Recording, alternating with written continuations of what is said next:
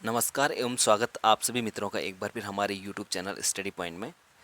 हम आपके लिए एक बार फिर से उत्तराखंड की टेस्ट सीरीज शुरू करने जा रहे हैं, जो कि हमने बीच में यहाँ पर स्थगित कर रखी थी कुछ टाइम से। तो हम फिर से इसको एक नए रूप में हम चालू करेंगे। इसमें हम 15 क्वेश्चन आपके सामने लेकर के चलेंगे और सब ऐसे क्वेश्चन होंगे जो आपके लिए काफ़ी इंपॉर्टेंट होने वाले हैं, जो अब लॉकडाउन के बाद जितने भी पेपर होने वाले हैं उसके बाद काफ़ी इंपॉर्टेंट ये होने वाले हैं। ज़्यादा बात न करते हुए कहना चाहूँगा कि जो जितने भी लोग हमसे जुड़े हुए हैं, जिन्होंने अभी तक हमें सब्सक्राइब नहीं किया है, कृपया हमारे चैनल को लाइक कीजिए, शेयर कीजिए, सब्सक्राइब कीजिए।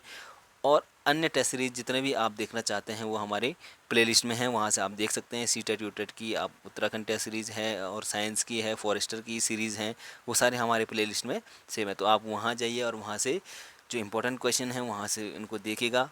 तो शुरू करते हैं आज की टेस्ट सीरीज़, उत्तराखंड की टेस्ट सीरीज़। पहला क्वेश्चन लेकर के हम चलते हैं। पहला क्वेश्चन होगा हमारा, गढ़वाल चित्र शैली का विकास किसके समय में हुआ था? गढ़वाल चित्र शैली का विकास किसके समय में हुआ था? पहला क्वेश्चन है। तो गढ़वाल चित्र शैली आपको पता होगा, गढ़वाल चित्र शैली जो थी, इस माना जाता है कि मौलाराम तोमर ने इसको काफ़ी क्या किया था, प्रचलित किया था, प्रचलित या प्रचार प्रसार इसका किया था। तो किसके समय में इसका विकास हुआ था? तो ये माना जाता है कि जो महाराजा पृथ्वीपति शाह थे, इसके इनके समय में क्या हुआ, इसका विकास हुआ गढ़वाल चित्र शैली का। ठीक है।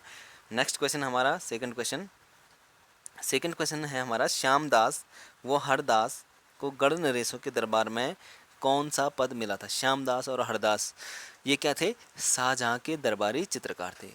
शाहजहाँ के दरबारी चित्रकार थे और ये वहाँ से भाग करके आए थे आपके गढ़वाल में।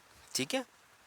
तो ये जो गढ़ नरेश थे, यानी कि गढ़वाल के राजाओं के दरबार में इनको कौन सा पद दिया गया था? तो इनका पद था, इनको बोला जाता था उस समय तस्बीरदार। तस्वीरदार ये पद इनको वहाँ पर दिया गया था। ठीक है। शाहजहाँ के दरबारी चित्रकार थे ये दोनों, और इनके भाई से क्या यहाँ उत्तराखंड में भाग करके आए थे और श्रीनगर गढ़वाल में ये आए थे। तो इनको तस्वीरदार का पद यहाँ पर दिया गया था। नेक्स्ट क्वेश्चन पे चलते हैं। नेक्स्ट क्वेश्चन है हमारा, अगला क्वेश्चन हमारा होगा, कटा पत्थर जल विद्युत परियोजना किस नदी पर स्थित है? कटा पत्थर जल विद्युत परियोजना किस नदी पर स्थित है? तो ये है आपके यमुना नदी पर स्थित है कटा पत्थर जल विद्युत परियोजना। ठीक है। कहाँ है यमुना नदी पर? यह है आपके देहरादून में स्थित है। और कितने मेगावाट की ये है? तो 19 मेगावाट की क्या है ये परियोजना है। ठीक है। कटा पत्थर जल विद्युत परियोजना कहाँ स्थित है? आपके यमुना नदी पर स्थित है और देहरादून में स्थित है। ठीक है। अगला क्वेश्चन है, भोटिया जनजाति के शीतकालीन एवं ग्रीष्मकालीन निवास स्थल कहलाते हैं। आपको पता ही है, जो भोटिया जनजाति है वो एक घुमंतु प्रजाति है। ठीक है। घुमंतु क्या है? एक जनजाति है। तो घुमंतु जनजाति का तात्पर्य है कि ये क्या करती है, 6 महीने कहीं और रहती है, 6 महीने बुग्यालों की तरफ रहती है, यानी कि जो पर्वतीय एरिया रहता है उधर रहती है, और 6 महीने फिर क्या करती है, अपने पुराने निवास स्थान पे आ जाती है। ये है भोटिया जनजाति। जो जब ये शीतकालीन के लिए नीचे आ जाते हैं अपने निवास स्थान पे पुराने गाँव में, और ग्रीष्मकाल में ये क्या करते हैं, फिर ठंडी जगहों पर चले जाते हैं पहाड़ों पे। ठीक है। तो इनको क्या कहा जाता है? जो शीतकाल में होता है इनका प्रवास, इसको कहा जाता है, जो शीतकालीन इनका प्रवास होता है इसको कहा जाता है आपका मुंसा। ठीक है। और जो ग्रीष्मकालीन इनका प्रवास होता है इनको कहा जाता है मत। ग्रीष्मकालीन में मत मौ आता है तो ये हो जाएगा आपका मत। और मुनका या मुनसा इसको कहते हैं शीतकालीन का। मुनसा सौ इसमें आ रहा है तो ये शीतकालीन हो जाएगा। ठीक है। आपके लिए ये छोटी सी ट्रिक है। तो दो इसमें इनके प्रवास होते हैं, एक मुनसा और एक मत। ठीक है। एक शीतकाल में काम आता है, एक ग्रीष्मकाल में ये काम आता है। अगला क्वेश्चन है, अगला क्वेश्चन होगा हमारा, भरकुला लाटा परियोजना, भरकुला लाटा परियोजना किस जनपद में स्थित है? भरकुला लाटा परियोजना किस जनपद में स्थित है? तो ये है आपके चमोली जनपद में स्थित है भरकुला लाटा परियोजना। और किस नदी पर स्थित है? ये है धौली गंगा, जो पश्चिमी धौली गंगा है उस पर स्थित है ये भरकुला लाटा परियोजना। ठीक है। कितने की है? 45 मेगावाट की ये परियोजना है और चमोली जनपद में स्थित है, धौली पश्चिमी धौली गंगा पर ये स्थित है। ठीक है। अगला क्वेश्चन, अगला क्वेश्चन हमारा, जो छिपला कोट है, छिपला कोट बुग्याल कहाँ स्थित है? छिपला कोट बुग्याल कहाँ स्थित है? तो छिपला कोट बुग्याल है आपके, अगले क्वेश्चन पे चलते हैं हम। अगला क्वेश्चन है हमारा, कोटली बुग्याल जो चिपलाकोट बुग्याल है और जो कोटली बुग्याल है, ठीक है। जो चिपलाकोट बुग्याल है वो जो चिपलाकोट बुग्याल है वो है आपका पिथौरागढ़ में, ठीक है।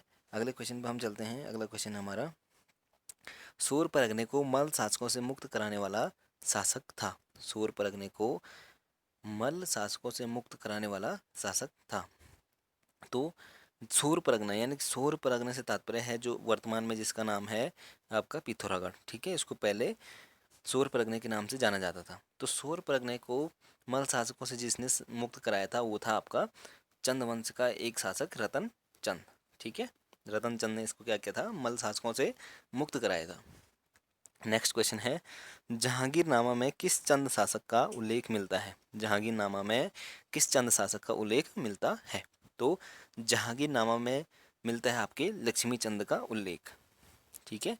लक्ष्मी चंद जो शासक था चंदवंश का, उसका उल्लेख मिलता है आपके जहांगीरनामा में। अगले क्वेश्चन पर हम चलते हैं। किस चंद शासक को श्यालबुंगा उपनाम से भी जाना जाता है। किस चंद शासक को श्यालबुंगा उपनाम से भी जाना जाता है। तो श्यालबुंगा उपनाम से जाना जाता है आपके लक्ष्मी चंद को, ठीक है। लक्ष्मी चंद को जाना जाता है श्यालबुंगा उपनाम से। अब श्यालबुंगा का तात्पर्य क्या होता है। श्यालबुंगा का तात्पर्य होता है गीदड़गढ़ वाला, गीदड़गढ़ जिसका है उसको कहते हैं आपके श्यालबुंगा। इसी लक्ष्मी चंद का दूसरा नाम है जो आपने काफ़ी बार सुना हुआ है, लखुली बिराली, ठीक है। ये काफ़ी बार ये क्वेश्चन आ चुका है कि चंद वंश में लखुली बिराली नाम की संज्ञा किसको दी जाती है। तो ये भी दी जाती है आपके लक्ष्मी चंद को, और श्यालबुंगा नामक उपनाम भी दिया जाता है आपके लक्ष्मी चंद को, ठीक है। अगला क्वेश्चन हमारा, नेक्स्ट क्वेश्चन,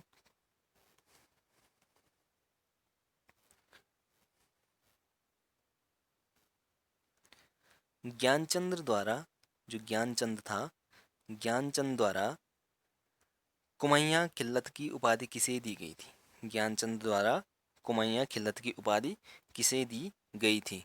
तो जो ज्ञानचंद का सेनापति था, जो सेनापति था, काफ़ी बार क्वेश्चन पूछा जा चुका था कि ज्ञानचंद का सेनापति कौन है। ज्ञानचंद का सेनापति था नीलू कठायत, ठीक है। ये नीलू कठैत इसका नाम था, या नीलू कठायत हम इसको बोलते हैं। तो ज्ञानचंद ने जो है कुमैया खिलत की उपाधि दी थी अपने सेनापति नीलू कठायत को। नेक्स्ट क्वेश्चन है, किस पंवार शासक की मृत्यु देवप्रयाग स्थित रघुनाथ मंदिर में हुई थी। किस पंवार शासक की मृत्यु देवप्रयाग स्थित रघुनाथ मंदिर में हुई थी। तो ये हुई थी, कौन सा पंवार शासक था, तो ये था जयकीर्ति शाह, ठीक है। जयकीर्ति शाह की मृत्यु हुई थी रघुनाथ मंदिर में देवप्रयाग की, जो एकमात्र रघुनाथ मंदिर है देवप्रयाग में, उसमें हुई थी जयकीर्ति शाह की मृत्यु। नेक्स्ट क्वेश्चन है हमारा, मशहूर पर्यटक स्थल ब्राइड एंड कॉर्नर। मशहूर पर्यटक स्थल ब्राइड एंड कॉर्नर स्थित है। तो ये है आपके अल्मोड़ा में स्थित है ब्राइड एंड कॉर्नर मशहूर पर्यटक स्थल, ठीक है। अगला क्वेश्चन है, उत्तराखंड की अभिलेख व मुद्रा किसकी रचना है। उत्तराखंड के अभिलेख व मुद्रा किसकी रचना है। तो ये है शिव प्रसाद डबराल चारण, जो डॉक्टर शिव प्रसाद डबराल थे, इनका उपनाम है चारण, इनकी है उत्तराखंड के अभिलेख व मुद्रा, ठीक है।